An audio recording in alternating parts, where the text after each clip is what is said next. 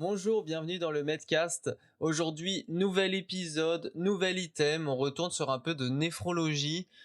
On va parler des glomérulonéphrite rapidement progressive. C'est l'item 261. Un item pas spécialisé sur cette pathologie. L'item, il porte sur les néphropathies glomérulaires. Voilà, je cherchais le mot. Mais du coup là, moi, je fais un focus sur cette petite partie de l'item. C'est du rang A, donc c'est intéressant. On reprend l'histoire de la semaine dernière, évidemment, je vous laisse pas dans le suspense, mais j'ai créé tout un truc autour, j'aime beaucoup ce que j'ai fait, donc j'espère que ça vous permettra de visualiser aujourd'hui un peu plus d'action, un peu plus de combat. Vous allez voir, on va rentrer dedans assez rapidement, et j'espère que ça va vous plaire. Pour rappel, la semaine dernière, on s'était arrêté en disant qu'il y avait un homme habillé en noir en face de Pearl et Milo. Cet homme portait un pantalon, une chemise et une veste de costume tout en noir. Il avait un chapeau noir également et pareil pour les chaussures. Il avait le poing tendu vers Pearl et Milo. Il portait deux bagues. Chacune était dotée d'un anneau en argent et était sertie d'une gemme. L'une d'entre elles était d'une couleur marron assez sombre, tandis que la seconde était rouge bordeaux. Pour l'instant, il ne bougeait pas. Pearl dégaina son épée et Milo sortit un bâton de sa poche. Ce bâton ne faisait qu'une vingtaine de centimètres de long, mais sur les extrémités, il y avait des embouchures permettant de déployer des extensions. Pour l'instant, il le garda de cette taille. Trizy, Julie et Médicis, eux, ne bougèrent pas. L'homme d'un coup leva le poing. Un rocher derrière lui se mit à léviter. Et il rebaissa son poing d'un coup sec vers les hommes en face de lui et le rocher fonça sur eux. Comme il l'avait déjà fait précédemment, Pearl stoppa le rocher avec un mouvement d'épée éclair. Mais ensuite l'adversaire ouvrit le poing, et cette fois-ci, alors que la terre était sèche, un torrent de boue se leva du sol et se dirigea droit vers Milo. Ce dernier eut à peine le temps de l'esquiver, et le torrent s'écrasa sur l'arbre derrière. Mais d'ici était derrière, accompagné des deux filles, et il était terrorisé. Il ne comprenait pas ce qu'il se passait. Étant quelqu'un de rationnel et posé, il voyait tous ces événements surnaturels. Il essayait en boucle de se pincer, de se frotter les yeux, mais il ne se réveillait pas. Ce n'était pas un cauchemar, mais bien la réalité. Pendant ce temps-là, le combat continuait. Milo appuya sur son bâton et déploya une première extension. Il prit son bâton comme un fusil et envoya une série de petites particules en direction de l'homme. Celui-ci passa sa main devant son visage et se recouvrit d'une fine membrane de boue sur tout le corps pendant que les particules allaient se déposer dessus. Mais avant même qu'il soit complètement recouvert, Pearl fonça vers l'homme et lui planta l'épée dans le flanc droit. L'adversaire lâcha un cri de douleur. Il se tourna furieusement vers Pearl et tenta de lui saisir le bras, mais le jeune homme, très vif, retira son épée et retourna vers Milo. Ils avaient enfin pu blesser l'homme. Celui-ci passa sa main au niveau de la plaie et grimaça. Il avait également recouvert sa plaie d'une couche de boue, de la forme d'un croissant, plus épaisse que la membrane qui avait absorbé toutes les particules de Milo. Mais Milo n'avait pas dit son dernier mot. Il appuya à nouveau sur le bâton, et une deuxième extension en sortit. Mais avant même qu'il lance une attaque, l'homme en face commença à mobiliser plusieurs rochers autour de lui. Alors Milo recommença à pointer son bâton et relança des particules. D'apparence, elles ressemblaient aux précédentes, mais cette fois-ci elles s'éparpillèrent et allèrent se poser sur les différents rochers. L'adversaire essaya de lancer les rochers, mais il semblait immobilisé par les particules. L'homme fut surpris. Milo en profita alors pour déployer une troisième extension de son bâton, et cette fois-ci se mit à courir vers l'homme. Son bâton devait désormais mesurer 1,5 m. Il l'avait pris à deux mains, et des petites particules sortaient de chaque côté du bâton à mesure qu'il se rapprochait de l'homme en face. Lorsqu'il arriva à sa portée, il lui tenta de lui donner un coup dans le flanc, au niveau de la précédente blessure, mais l'homme plaça ses bras en croix pour stopper le coup et éviter d'aggraver la blessure. Alors Milo exécuta une rotation du bâton avec ses mains, d'une agilité impressionnante, et donna un coup encore plus violent dans la tête. L'homme tenta une esquive mais ne fut pas assez rapide, et il s'évanouit sur le coup.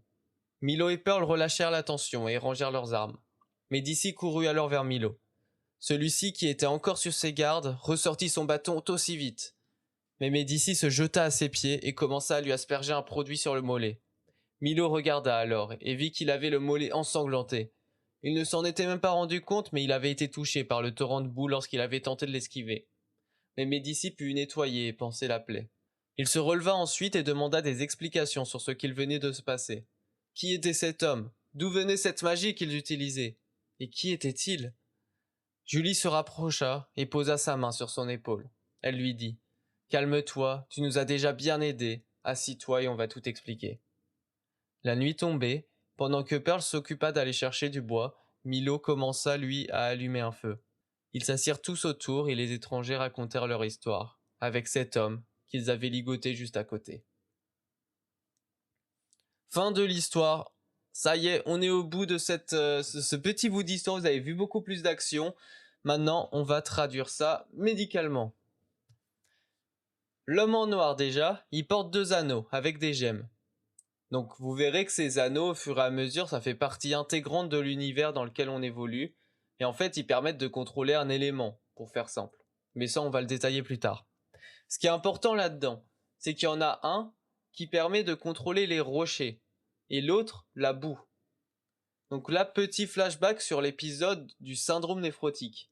Pour rappel, dans le syndrome néphrotique, on a une protéinurie et si c'est un syndrome néphrotique impur, on peut retrouver une hématurie, une hypertension artérielle ou une insuffisance rénale organique. Dans notre image du barrage, si vous vous souvenez, on avait modélisé la protéinurie par le fait que les rochers réussissent à passer le barrage et l'hématurie par le directeur qui demande si de la boue passe. Et en fait, c'est pour ça que j'ai repris ces éléments pour ce personnage.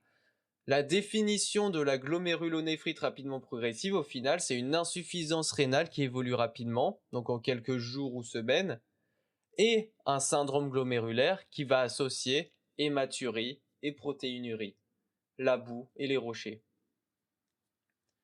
Ensuite, on a le combat, en particulier celui de Milo. Il a un bâton avec 3 extensions. Chaque extension, en fait, ça correspond à un des différents types de la glomérulonéphrite rapidement progressive. La première extension, pour le type 1, ça envoie des particules sur son adversaire, qui lui va se recouvrir d'une membrane de boue pour se protéger. Dans le type 1, on a un dépôt d'anticorps anti-MBG, anti-membrane basale glomérulaire. En biologie, on va chercher les IgG plasmatiques anti-MBG. Et en fait, on retrouve ces dépôts dans la maladie de Goodpasture, qu'on appelle aussi la vascularite à anticorps anti-MBG. Et c'est une maladie rare qui touche l'homme jeune ou le sujet âgé et qui cause un syndrome pneumorénal qui va regrouper une GNRP, une glomérulonéphrite rapidement progressive, et une hémorragie intra-alvéolaire.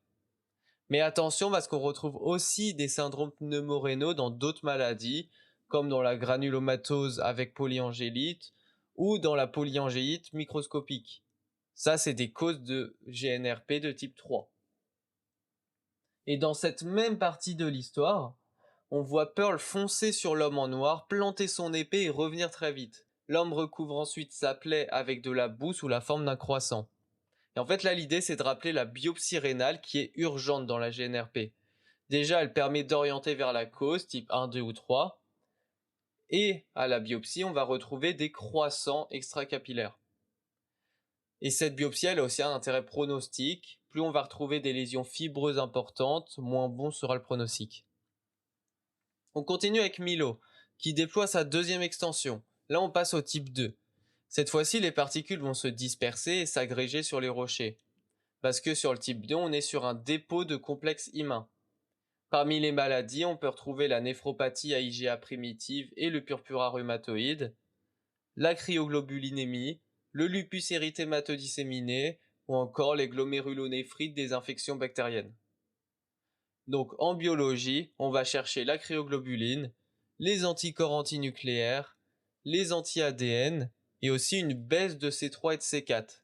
Cette baisse de C3 et de C4 sauf pour le purpura rhumatoïde et la néphropathie à IgA primitive. Enfin, troisième extension, type 3. Là, il n'y a plus de particules. Milo se bat au corps à corps. C'est la forme pauci-immune, c'est-à-dire il n'y a pas de dépôt. On retrouve la granulomatose avec polyangéite ou la polyangéite microscopique. Et en fait, dans le sérum, il y a des anticorps anticytoplasme des polynucléaires, ce qui traduit une vascularite associée. Et au final, ces anticorps, il y en a 2 types. Il y a les cytoplasmiques qui sont dirigés contre la protéinase 3 dans la granulomatose avec polyangéite. Et il y a aussi les périnucléaires qui sont dirigés contre la myéloperoxydase dans la polyangéite microscopique. Et en termes de signes, on va retrouver une altération de l'état général et des signes de vascularite. Donc un purpura, des signes pulmonaires, des douleurs abdominales avec des diarrhées sanglantes. Et il ne faut pas non plus oublier, comme on l'a dit avant, le syndrome pneumorénal.